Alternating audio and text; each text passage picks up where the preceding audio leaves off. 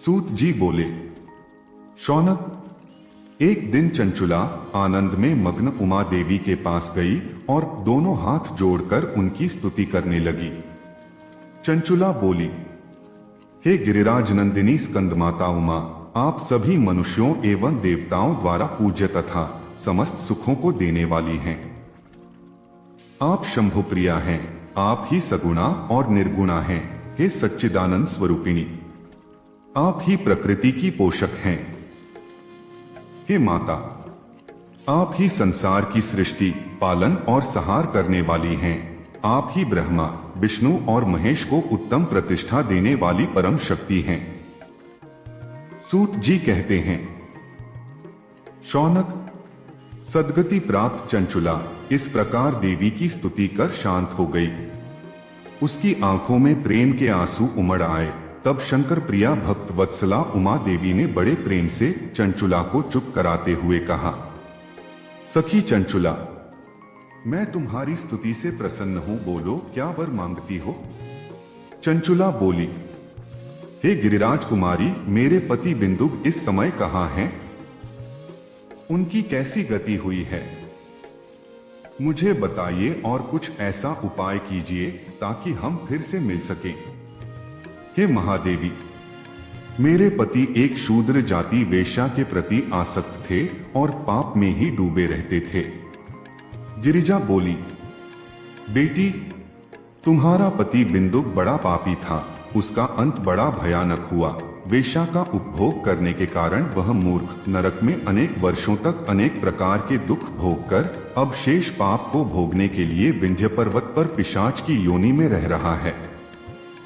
वह दुष्ट वहीं वायु पीकर रहता है और सब प्रकार के कष्ट सहता है। सूत जी कहते हैं, शौनक, गौरी देवी की यह बात सुनकर चंचुला अत्यंत दुखी हो गई। फिर मन को किसी तरह स्थिर करती हुई दुखी हृदय से मां गौरी से उसने एक बार फिर पूछा, है महादेवी, मुझ पर कृपा कीजिए और मेरे पापी पति का अब उद्धार कर दीजिए।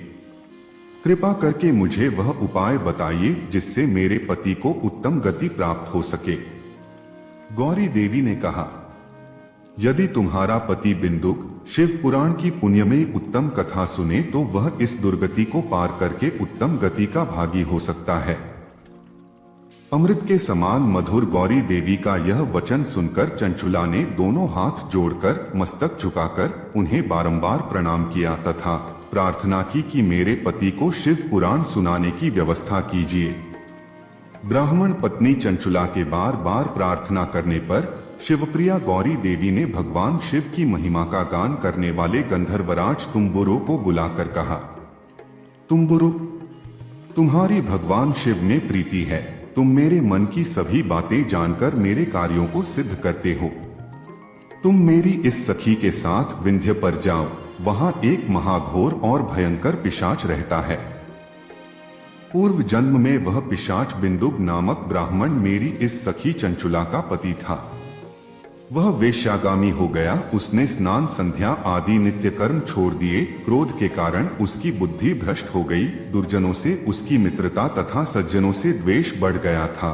वह अस्त्र शस्त्र से हिंसा करता, लोगों को सताता और उनके घरों में आग लगा देता था।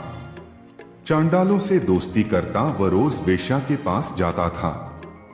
पत्नी को त्याग कर दुष्ट लोगों से दोस्ती कर उन्हीं के संपर्क में रहता था।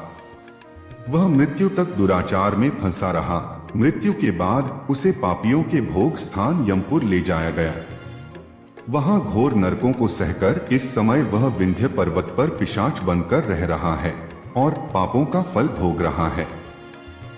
तुम उसके सामने परम पुण्यमयी पापों का नाश करने वाली शिव पुराण की दिव्य कथा का प्रवचन करो। इस कथा को सुनने से उसका हृदय सभी पापों से मुक्त होकर शुद्ध हो जाएगा और वह प्रेत योनि से मुक्त हो जाएगा। दुर्गति मुक्त होने पर उस बिंदुक नामक पिशाच को विमान पर बिठाकर तुम भगवान शिव के पास आना। सूत जी कहते हैं, शौनक, मां उमा का आदेश पाकर गंधर्वराज तुम्बुरु प्रसन्नता पूर्वक अपने भाग्य की सराहना करते हुए चंचुला को साथ लेकर विमान से पिशाच के निवास स्थान विंध्य पर्वत गया। वहां पहुंचकर उसने उस विकराल आकृति वाले पिशाच को देखा। उसका शरीर विशाल था, उसकी ठोड़ी बड़ी थी, वह कभी हंसता, कभी रोता और कभी उछलता था। महाबली तुम्बुरों ने बिंदुक नामक पिशाच को पाशों से बांध लिया। उसके पश्चात तुम्बुरों ने शिव पुराण की कथा बांटने के लिए स्थान तलाश कर मंडप की रचना की। शीघ्र ही इस बात का पता लोगों को चल गया कि एक पिशाच के उद्धार हेतु देवी पार्वती की आज्ञा से तुम्बुरो शिव पुराण की अमृत कथा सुनाने विंध्य पर्वत पर आया है। उस कथा को सुनने के लोभ से बहुत से देवर्षि वहां पहुंच गए। सभी को आदर पूर्वक स्थान दिया गया। पिशाच बिंदुक को पाशों में बांधकर आसन पर बिठाया गया और तब तुम्बुरो ने परम उत्तम शिव पुराण की अमृत कथा का गान शुरू किया। उसने पहली विद्येश्वर संहिता से लेकर 7वीं वायु संहिता तक शिव पुराण की कथा का स्पष्ट वर्णन किया। 7 संहिताओं सहित शिव पुराण को सुनकर सभी श्रोता कृतार्थ हो गए। परम पुण्यमय शिव पुराण को सुनकर पिशाच सभी पापों से मुक्त हो गया और उसने पिशाच शरीर का त्याग कर दिया। शीघ्र ही उसका रूप दिव्य हो गया। उसका शरीर गौर वर्ण का हो गया। शरीर पर श्वेत वस्त्र एवं पुरुषों के आभूषण आ गए। इस प्रकार दिव्य देहधारी होकर बिंदुक अपनी पत्नी चंचुला के साथ स्वयं भी भगवान शिव का गुणगान करने लगा। उसे इस दिव्य रूप में देखकर सभी को बहुत आश्चर्य हुआ। उसका मन परम आनंद से परिपूर्ण हो गया। सभी भगवान महेश्वर के अद्भुत चरित्र को सुनकर कृतार्थ हो उनका यशोगान करते हुए अपने अपने धाम को चले गए। बिंदुक अपनी पत्नी चंचुला के साथ विमान में बैठकर शिवपुरी की ओर चल दिया।